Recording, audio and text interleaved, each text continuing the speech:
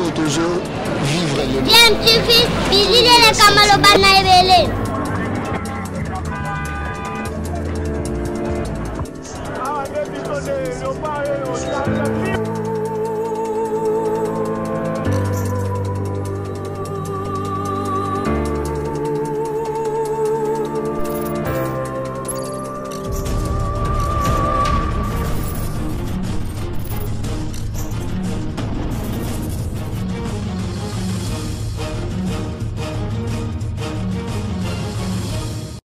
Tu veux toujours un enfant. Sur DMTV, bonjour ou bonsoir, cela dépend à l'heure à laquelle vous nous suivez. Tout plaisir est pour nous de vous retrouver et de savoir que vous êtes nombreux en train de suivre votre chaîne YouTube DMTV.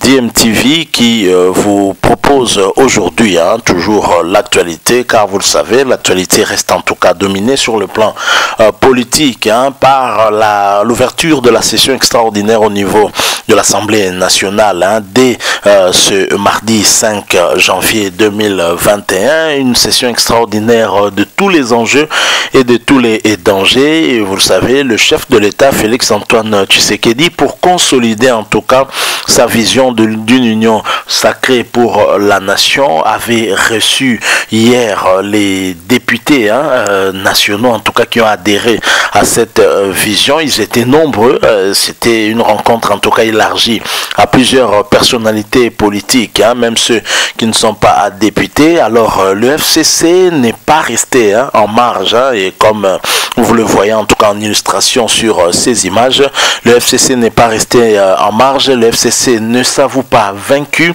et ne considère pas qu'il y a effectivement un changement de majorité au niveau de l'Assemblée nationale, même si le bureau FCC a été déchu au niveau de l'Assemblée nationale, et qu'il y a un bureau d'âge qui est en train de faire l'intérim jusqu'à l'organisation des élections pour avoir un nouveau bureau, éventuellement avoir une nouvelle majorité au sein de l'Assemblée nationale. C'est d'ailleurs à ce titre que le chef de l'État a désigné Modeste Bahati Lukwebo comme informateur en vue d'identifier cette nouvelle majorité à l'Assemblée nationale. Mais le FCC ne se laisse pas faire. Le FCC qui croit encore et qui continue à croire en sa majorité au niveau de l'Assemblée nationale, même si Janine Mabunda a été déchue ensemble avec son bureau, partant du fait qu'elle a peut-être été déchue à la suite des frustrations de certains députés nationaux de l'opposition, mais également du FCC qui n'était pas d'accord avec sa manière de gérer. Le FCC donc croit en cette bataille, et comme vous le voyez sur ces images, Chadari, l'homme du on ne peut pas nous intimider, est bel et bien présent. Il y a le Premier ministre Sylvestre Ilunkamba qui est également présent, lui qui refuse de démissionner. Nous avons eu à le dire dans d'autres analyses qu'on a eu à vous proposer, que si Sylvestre Ilunkamba se refuse de démissionner, alors que la machine semble être mise en marche déjà pour une motion de censure contre son gouvernement, ça signifie que Sylvestre Ilunkamba a espoir, tout comme l'ensemble de ceux qui sont restés fidèles à Joseph Kabila, que la majorité n'a pas changé au niveau de l'Assemblée nationale, et que le vote pour renouveler, pour changer de bureau au sein de l'Assemblée nationale pourra peut-être le prouver. En tous les cas, nous allons voir ce qui va se passer, mais en attendant, des présidents, en tout cas des regroupements politiques et partis politiques membres du FCC, ne sont pas restés également silencieux.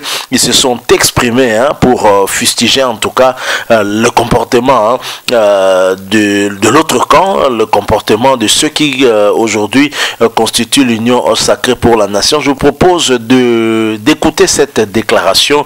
Ensuite, nous allons revenir pour clôturer notre sujet. Je rappelle que vous suivez votre chaîne YouTube DMTV, et si vous n'êtes pas encore abonné, s'il vous plaît, n'hésitez pas, abonnez-vous à cette chaîne et n'oubliez pas d'activer la notification en cliquant sur cette petite cloche qui va vous permettre de ne plus rien manquer des prochaines vidéos que nous mettrons en ligne ici pour vous. Suivons et nous nous retrouvons bien sûr tout de suite après. Déclaration politique des présidents des regroupements et partis politiques du Front commun pour le Congo, FCC en sigle.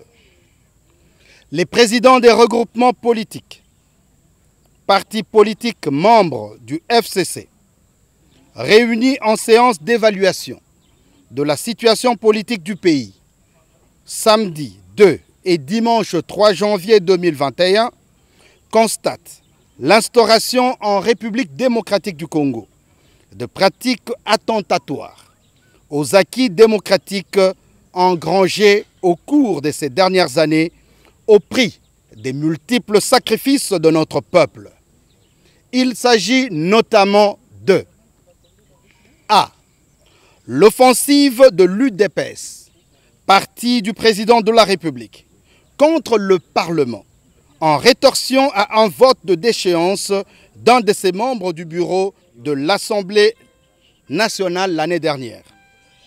L'inviolabilité du siège de celle-ci, proclamée par l'article 7 de son règlement intérieur, jugé conforme à la Constitution par l'arrêt R-Const 891 du 29 mars 2019, lui accordant ainsi la force d'une loi organique, a été, depuis lors, malmenée à maintes reprises par des autorités judiciaires, militaires, policières et même des activistes du parti présidentiel pour contraindre les députés nationaux à se soumettre à la volonté et aux intérêts particuliers du président de la République.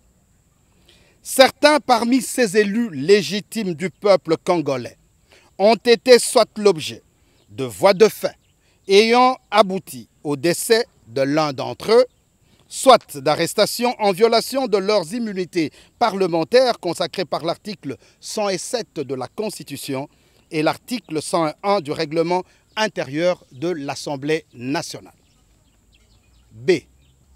L'intrusion du président de la République dans les attributions constitutionnelles du gouvernement et des cours et tribunaux à travers les ordonnances d'organisation judiciaire du 17 juillet 2020 prises en violation des articles 78, 82, 152 et 158 de la Constitution consacrant la compétence liée du président de la République relativement aux propositions du Conseil supérieur de la magistrature en matière et conditionnant la validité de tels actes au contreseing du Premier ministre. C.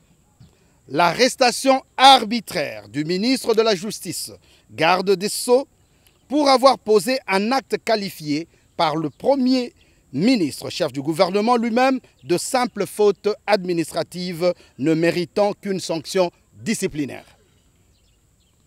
D.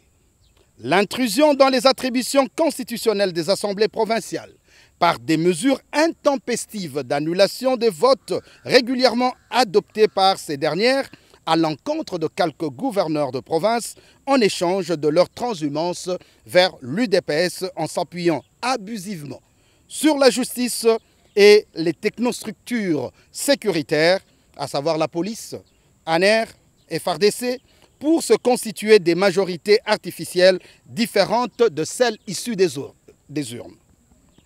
C'est dans l'intention avérée de se soustraire à ses obligations constitutionnelles et légales que le président de la République a délibérément provoqué une crise artificielle non prévue dans l'ordre constitutionnel congolais en décrétant unilatéralement le 6 décembre dernier l'effritement d'une majorité parlementaire à laquelle son parti, l'UDPS, était une associée, du reste non significative au regard des résultats des élections du 30 décembre 2018.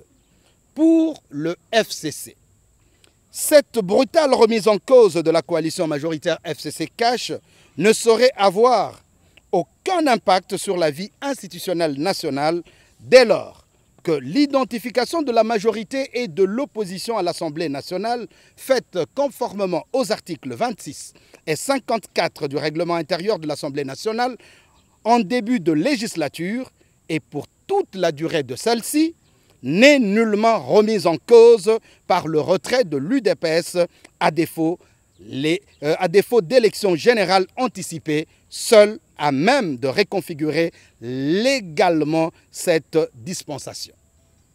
Vu ce qui précède. 1. Le FCC dénonce et s'inscrit en faux contre la tendance consistant à faire du président de la République la source de légitimation des autres institutions de la République que sont le Parlement, le gouvernement et les cours et tribunaux. Tendance qui énerve les articles 68, 91, premier et deuxième, 100, premier, 149, premier et 150, deuxième alinéa de la Constitution et qui viole le principe de la séparation des pouvoirs. 2. Le FCC condamne en conséquence la désignation unilatérale par le président de la République d'un informateur chargé d'identifier une majorité parlementaire qui existe déjà depuis l'entame de la législature en cours en l'absence de la destitution ou de la démission du Premier ministre en exercice ou de nouvelles élections législatives, condition sine qua non stipulée par l'article 78, deuxième alinéa de la Constitution. 3. Le FCC s'opposera de force à la dérive totalitaire ainsi qu'aux incitations subséquentes à la haine sur base d'appartenance ethnique et ou politique.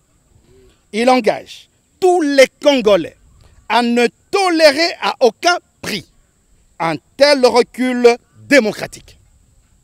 Il s'agit de conjurer une fois pour toutes le retour de l'autocratie par la culture du droit de la force au détriment de la force du droit. 4. Le FCC s'associera néanmoins à toutes les initiatives visant à consolider la jeune démocratie congolaise, notamment à travers la révision de l'arsenal légal en vue d'y renforcer, entre autres, l'indépendance et l'impartialité de la justice, de même que les mesures de transparence du processus électoral et de dépolitisation de l'administration territoriale. Enfin, le FCC salue la mémoire de tous les compatriotes qui nous ont quittés au cours de l'année 2020 du fait de la pandémie Covid-19 et de l'insécurité persistante dans l'est de notre pays, singulièrement à Beni, Butembo, Lubero, ainsi qu'en Ituri. Une pensée pieuse aussi pour nos militaires qui sont tombés dans le service de leurs fonctions au service de la patrie, dont les derniers en date sont les jeunes pilotes fleurants de l'aviation congolaise. À leurs familles, ainsi qu'à toute la nation congolaise, le FCC présente ses condoléances attristées. Ainsi fait à Kinshasa, le 3 janvier 2021, signé les présidents des regroupements et partis politiques du Front commun pour le Congo. Je vous remercie. Là, nous sommes de retour. Vous venez de suivre là la déclaration politique des présidents des regroupements politiques et des partis politiques membres du FCC. On peut dire que ceux qui restent peut-être fidèles à ce parti, disons à ce regroupement politique, le FCC, ceux qui restent fidèles à Joseph Kabila, peut-être, qui fustigent en tout cas le comportement du chef de l'État et de l'ensemble de l'UDPS et du cash qui, selon eux, a débauché, a usé à la corruption pour attirer les députés vers leur camp, modifier ainsi la majorité au sein de l'Assemblée nationale. Ils réaffirment néanmoins, en tout cas, leur fidélité et leur soutien au FCC et de Joseph Kabila. Mais en tous les cas, même s'ils révèlent en tout cas plusieurs violations de la Constitution de la part du chef de l'État, mais la machine étant déjà en marche avec la convocation et l'ouverture de cette session extraordinaire à l'Assemblée nationale dès ce mardi 5 janvier 2021. Nous osons croire que les choses vont s'accélérer puisque lors de la réunion ou de la rencontre qui a rassemblé en tout cas plusieurs députés autour du chef de l'État Félix-Antoine Tshisekedi, la présence du doyen d'âge était aussi visible.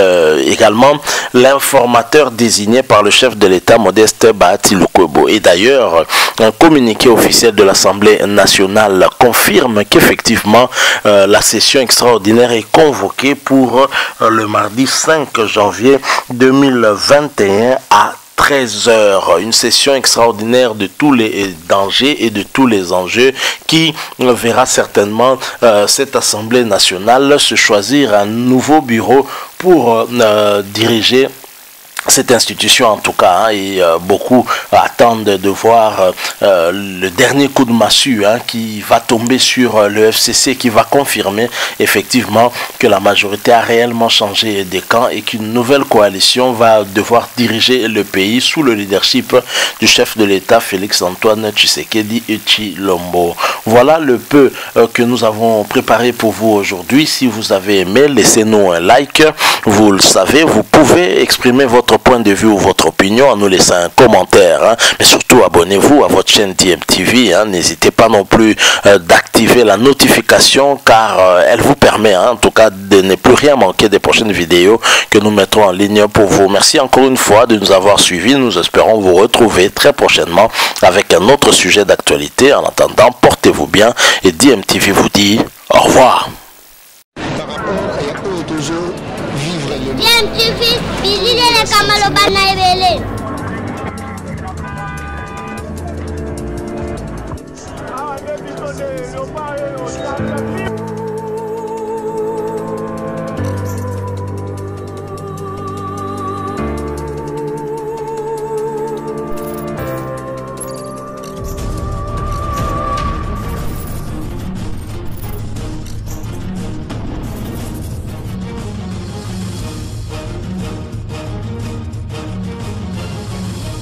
DMTV toujours en avant.